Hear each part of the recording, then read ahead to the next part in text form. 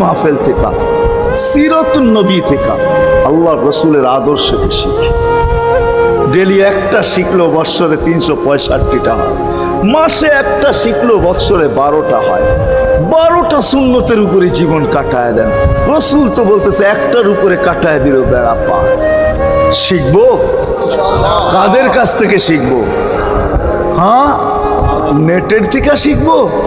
না না না না, নেটের থেকে না, ওলামাদের কাছের থেকে শিখেন। ওলামাদের কাছে যান, বসেন, এদের কাছ থেকে নবীর আদর্শ শিখেন, সুন্নত শিখেন। যেটা মনে চায়, যেটা পছন্দ হয় ওইটা শিখেন। ছুট আছে শিখেন, তারপরও শিখেন। আরে শুধু একটাই শিখেন।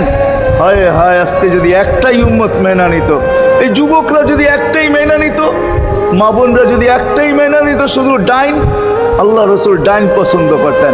যুবক যদি প্যান্ট পরার সময় ডাইন পাও আগে দিতেন, খোলার সময় ডাইন পাও আগে খুলতেন, শার্ট পরার সময় ডাইন হাত আগে দিত, খোলার সময় ডাইন হাত আগে খুলতো। সর্বক্ষেত্রে যদি ডাইন ব্যবহার করত, মা বোনরাও তো ঘর ঝাড়ু দেওয়ার সময় যদি ডাইন ব্যবহার করত, তাহলে কিতাব আমাকে বুঝায় কিয়ামতের দিন আল্লাহ ডাকবে, আইনা আসহাব আল ইয়ামিন, ডাইন আল্লাহরা কোথায় আসে? আল্লাহ ডাকবে, ডাইনপন্থীরা কোথায় আসো? আমার বন্ধু ডাইন দিক পছন্দ করতো, তোমরাও পছন্দ করতে, তোমার আমার বন্ধুর লোক, আসো আমার কাছে। এই জন্য নবীর আদর্শ আলেম ওলামার কাছ থেকে শিখবো তো পাক্কা। আর সবচেয়ে বড় আদর্শ আল্লাহ রসুলের, যেটা আসতে দেরি, আমাদেরকে মেসেজ দিতে দেরি করেন নাই। আইসাই সেজদায় পড়ছেন। শানের রেসালত হইলে আমি শুনাইতাম, সিরাত এই জন্য শুনাইলাম না। জমিনে আসতে দেরি, সেজদা করতে দেরি করেন না। আমি বলবো সেজদা করেন না, আমাদেরকে মেসেজ দিছেন, উম্মত সেজদা ছাড়া তোমাদের কোনো পরিচয় আমার কাছে নাই। যাওয়ার সময় চিৎকার দিতেছেন, আসসালা আসসালা ওমা মালাকাত আইমানুকুম, নামাজ নামাজ নামাজ।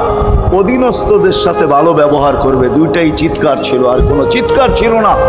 বিদায় আল্লাহ রসুলের সবচেয়ে বড় আদর্শ নামাজ, সবচেয়ে বড় পরিচয় নামাজ। আজকের থেকে নামাজ ছাড়বো না, পাক্কা ওয়াদা, বিলকুল পাক্কা ওয়াদা। কিন্তু না, নিয়ত হলে হাত নামাইবেন না, ওয়াদা করতে হবে পাক্কা। আল্লাহ কবুল করুক, আমিন। কালকের সকাল থেকে নামাজ আর ছাড়বো ইনশাআল্লাহ, নামাজ আর ছাড়বো না।